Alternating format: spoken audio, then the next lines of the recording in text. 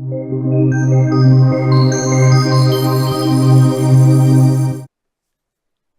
guys, it's me, Bot, and I'm here with a Photoshop tutorial for you today.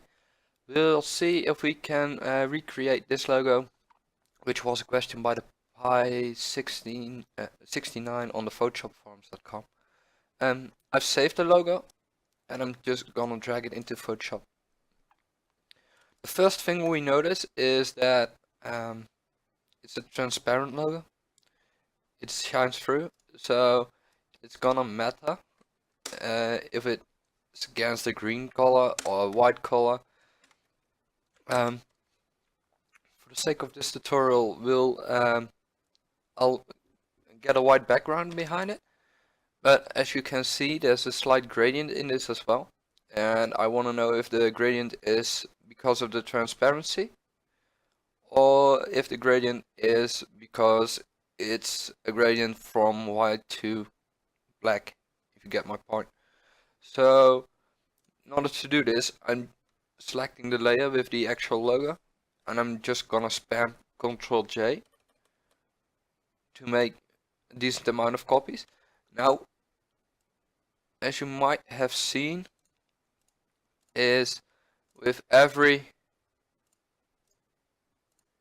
increase, with the increase in copies, the black line. Don't want to do that. No. No. Jeez. Right. Let's drag out the ruler. The black line shifts downwards, which tells me it's a gradient because of the transparency. So that's a thing we will keep in mind for the redesign of the logo. So let's open up a new Photoshop document, and we'll make it twice as big than the current logo, just because we can. Let's make a new background and double click the lock on the background layer to unlock it, and let's name this white background. It is important now to because I'm gonna work here with a white background to minimize the effect of the transparency, or at least have it visual for me, so I can actually see what I'm attempting to recreate.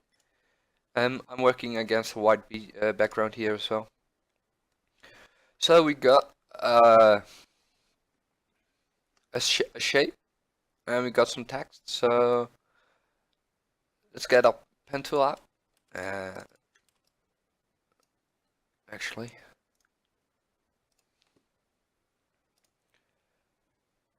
let's get our circle tool out. If it's hidden, right click here and click the ellipse tool. Let's set it to shape, and let's start working from this one.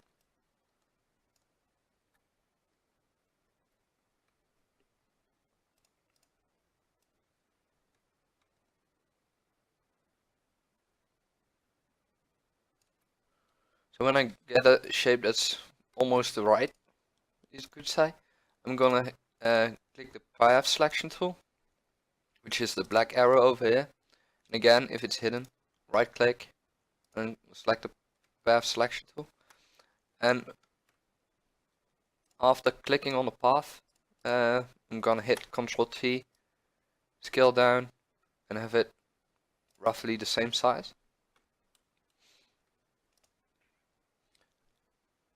Now with this path selected, I'm gonna click the shape tool again, and I'm gonna set here, set it here to let's see, combine shapes. And let's make another circle, which seems about right, I guess. Let's select the path again, Ctrl T, transform to make it fit. press Ctrl R to bring up our rules again, and now while holding the Alt key, we're gonna drag this path over to the other circle. So let's give this a slight fill.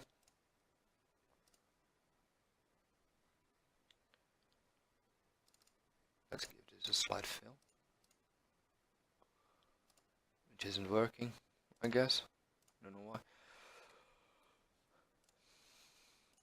So now we still have to do the hourglass shape thing, and we'll get our pen tool for that. And let's set this to shape as well, and this to combine shapes.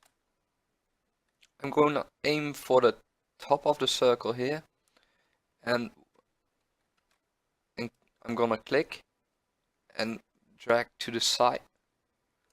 Now I'm gonna click on the right hand side here and drag up.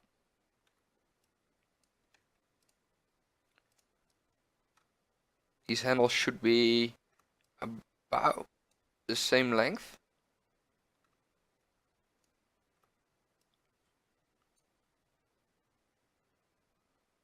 This seems about right. And from this point, I'm gonna,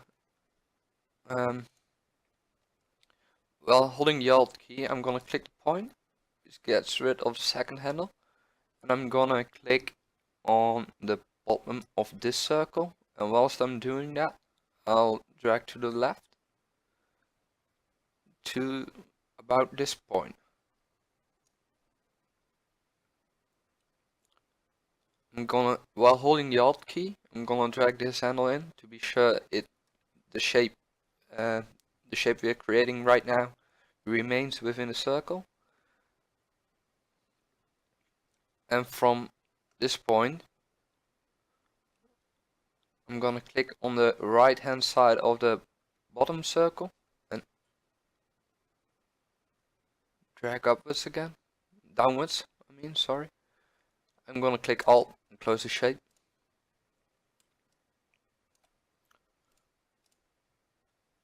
Let's see, this seems a little bit thicker than it is in the original.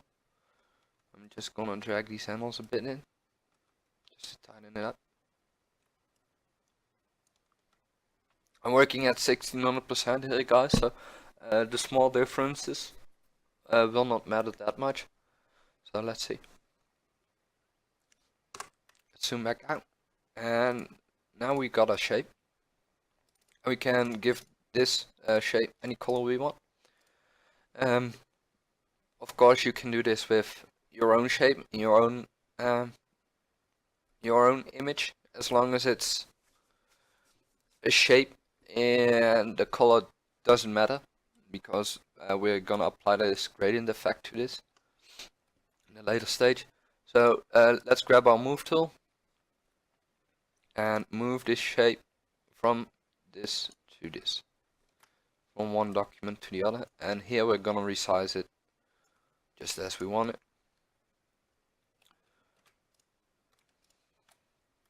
I'm gonna press enter to get rid of the path lines. Now let's get our text tool out and give this some text.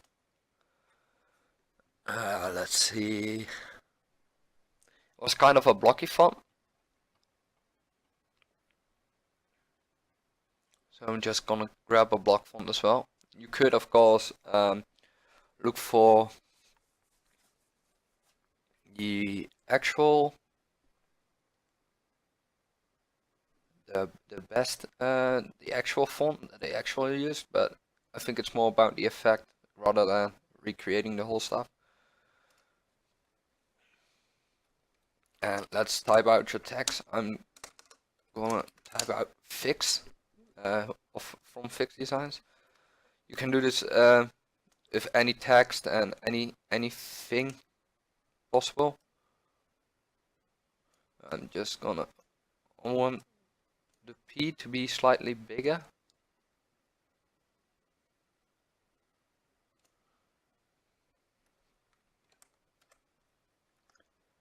I'm gonna drag out a guideline doesn't do in free transform mode. So let's drag out this guideline and move the baseline to that guide. So the base is set on the same path. Well, actually the shape is way bigger than the text, so let's make that the case here as well.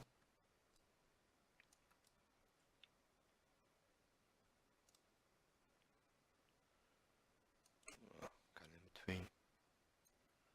Guess seems about right.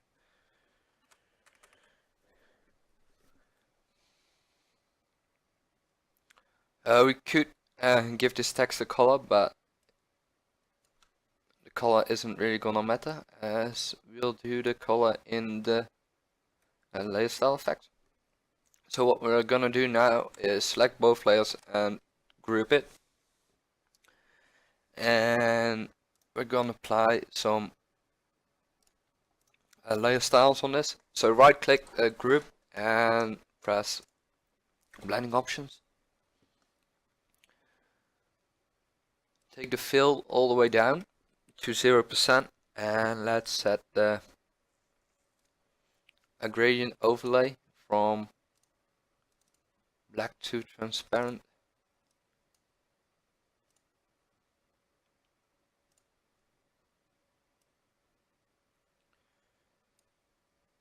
At the angle of minus 90 degrees.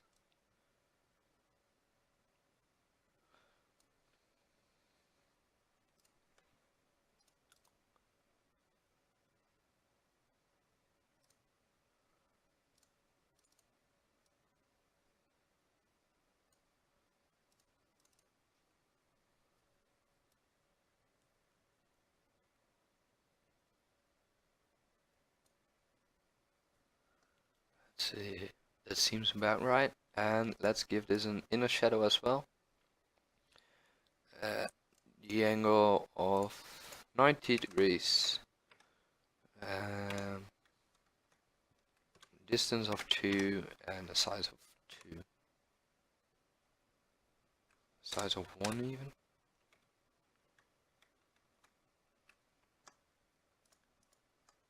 I think that is about right.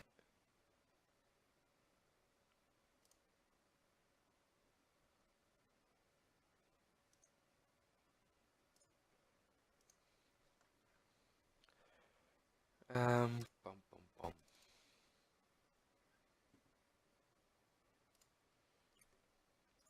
I'm gonna drag this one over to my second monitor so I can look at it at the same time I do the changes. And let's create a gradient. Let's play with this gradient for a bit more.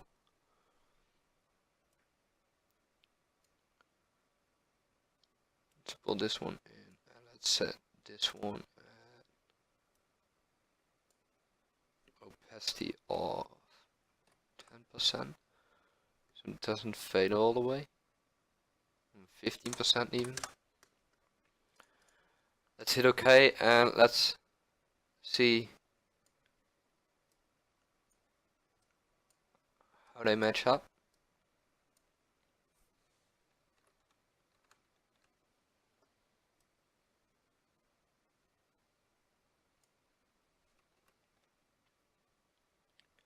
I think we didn't do too bad, and if you want the actual result you can go on and duplicate it even more. Well, the black over here shouldn't be this far down, so let's drag this gradient a tad up along these lines.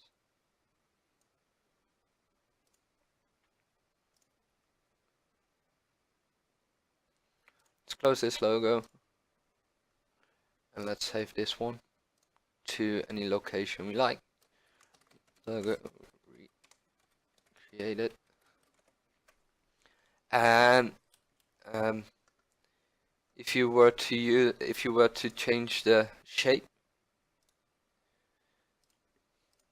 if I now were to change this text to, let's say, designs,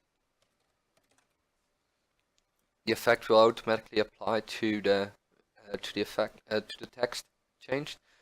Same if I were to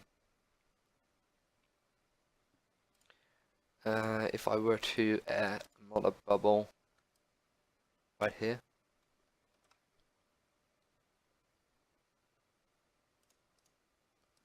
Combine shape.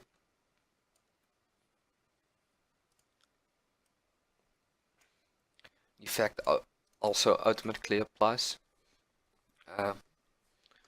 If I was to use this in another file, I'll make sure I have the group selected, as I have now, and grab out my move tool and move it from the one project into the other.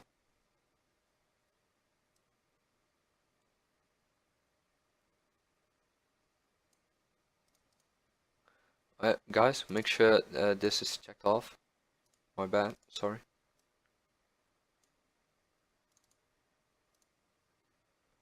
Or checked on. Just convert this to a smart object for just to be safe, I guess.